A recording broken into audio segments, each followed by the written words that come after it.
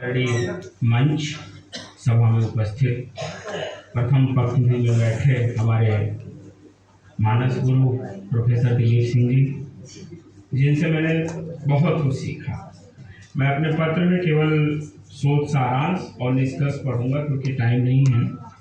भारत में भाषा दर्शन की सुदीर्घ परंपरा रही है। शब्द, वाक्य एवं भाषा का संबंध वेदों से लेकर आज तक चला आ रहा है। वेदों में जो भाषा चिंतन की परंपरा आरंभ हुई, उसका निरंतर प्रसार होता जा रहा है। भारतीय भाषा अध्ययन की सबसे बड़ी विशेषता यह है कि उसे युगानुरूप अलग अलग ढंग से व्याख्यायित कर प्रवाहमान किया गया है, जिसका परिणाम यह है कि आज भी हमारी शास्त्रीय भाषाएं प्रासंगिक बनी हैं। इसके साथ साथ भारतीय भाषाओं में आपसी सामंजस्य भी इस परंपरा की सबसे बड़ी विशेषता है।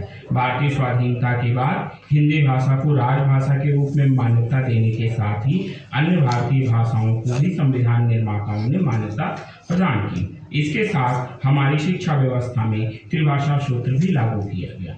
आज के समय में भाषा की शक्ति को देखते हुए, भाषा की शक्ति को पहचानते हुए इस त्रिभाषा सूत्र को बढ़ाने की आवश्यकता है और इसमें कम से कम 5 भाषाओं को शामिल करना होगा, क्योंकि भाषा सीखने से न सिर्फ हम भाषा सीखते हैं बल्कि हमारे 8 से 14 साल के बच्चों का मस्तिष्क का भी विकास होता है। इस संदर्भ में गांधी जी का कथन मैं कोट करना चाहूँगा, बच्चों के मानसिक विकास के लिए मातृभाषा उतनी ही आवश्यक है जितनी शारीरिक विकास के लिए माँ का दूध।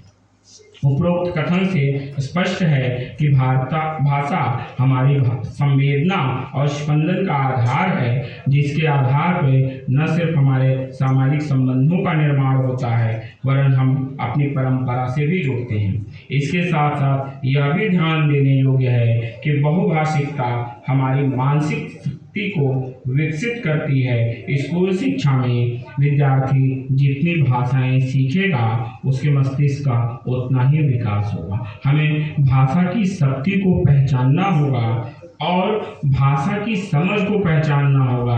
भाषा ज्ञान नहीं है, भाषा हमारे बोध का आधार है, हमारे अस्तित्व का आधार है, जिससे हमारी मानसिक क्षमता, चिंतन क्षमता और हमारे व्यक्तित्व सबका विकास होता है। अब मैं सीधे निष्कर्ष पे आता हूँ।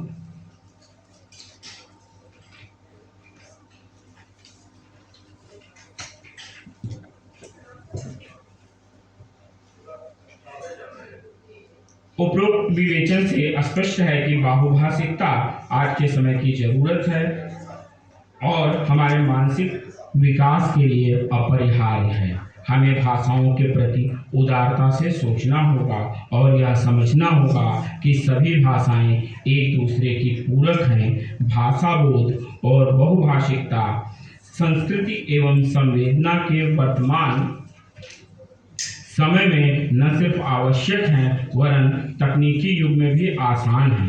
तकनीकी के साथ हमारी भारतीय भाषाएं संगति बैठा रही हैं और भारतीय भाषाओं का विकास हो रहा है।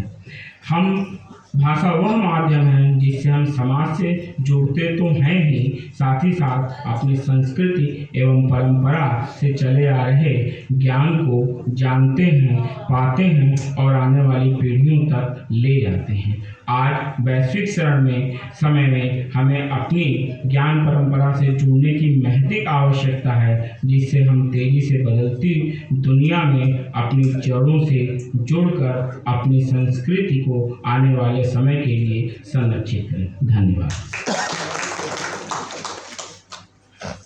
धन्यवाद गुरुदेव जी।